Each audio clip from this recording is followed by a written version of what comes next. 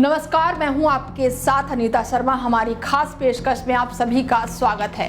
हरियाणा में विधानसभा चुनाव के नतीजे घोषित हो चुके हैं और बीजेपी ने यहां पर बड़ी जीत दर्ज की है। बीजेपी की जीत के बाद ये सीएम कौन होगा, ये सबसे बड़ा सवाल उठने लगा है। बता दें कि हरियाणा का सीएम कौन होगा ये लगभग तय हो चुका है। हरियाणा के अगले सीएम नायब सैनी ही होंगे। बीजेपी के प्रदेश अध्यक्ष मोहन लाल और नायब सैनी आज दिल्ली पहुंचेंगे। खबरों की माने तो 12 तारीख को विजयदशमी के दिन नायब सैनी सीएम पद की शपथ ले सकते हैं।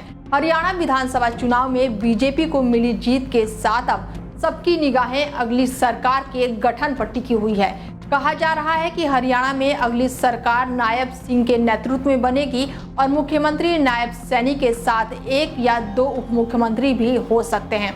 खबरों की माने तो सरकार का गठन अगले कुछ दिनों में हो जाएगा।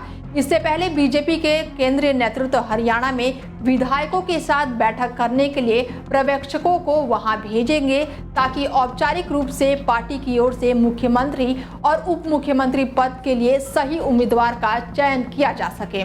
उसके साथ ही कैबिनेट के मंत्रियों की लिस्ट भी बनेगी। तो वहीं प्रधानमंत्री नरेंद्र मोदी ने हरियाणा में मिली जीत के बाद पार्टी कार्यकर्ताओं को बधाई देते हुए कहा कि हरियाणा ने राज्य में बीजेपी को लगातार तीसरी बार सत्ता देकर इतिहास रचा है। इसके साथ ही पीएम मोदी ने कांग्रेस पर तीखा हमला किया और कहा कि कांग्रेस एक परजीवी पार्टी है जो केवल तभी जीतती है जब उसका गठबंधन सहयोगी द्वारा शक्ति मिलती है। पीएम मोदी ने महाराष्ट्र और झारखंड में होने वाले विधानसभा चुनाव के लिए माहौल तैयार करते हुए कहा कि ये राज्य ऐसा है जहां कांग्रेस गठबंधन के हिस्से के रूप में लड़ रही है। आज के चुनाव नतीजों ने एक और बात स्पष्ट की है।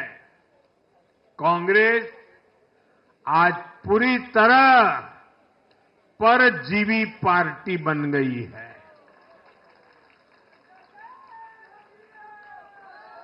जहां हरियाणा में कांग्रेस परजीवी बनकर किसी के साथ नहीं थी, अकेली थी, तो उसे करारी हार मिली।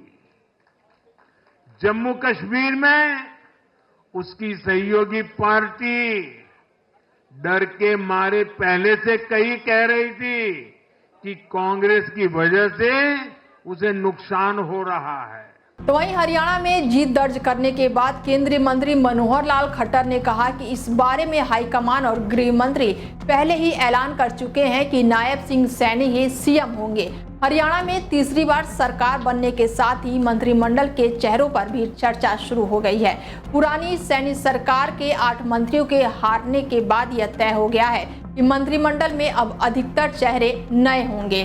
बता दें कि हरियाणा विधानसभा चुनाव में बीजेपी की जीत के साथ सभी की निगाहें अगली सरकार के गठन पर टिकी हुई हैं। हरियाणा में अगली सरकार का नेतृत्व वर्तमान मुख्यमंत्री नायब सैनी के साथ 1 या 2 उप मुख्यमंत्री कर सकते हैं। जानकारी के अनुसार सरकार का गठन अगले कुछ दिनों में हो जाएगा। इस खास पेशकश में फिलहाल हमारे साथ इतना ही। देश दुनिया की तमाम बड़ी खबरों के लिए देखते रहिए डेली 24 भारत। नमस्कार।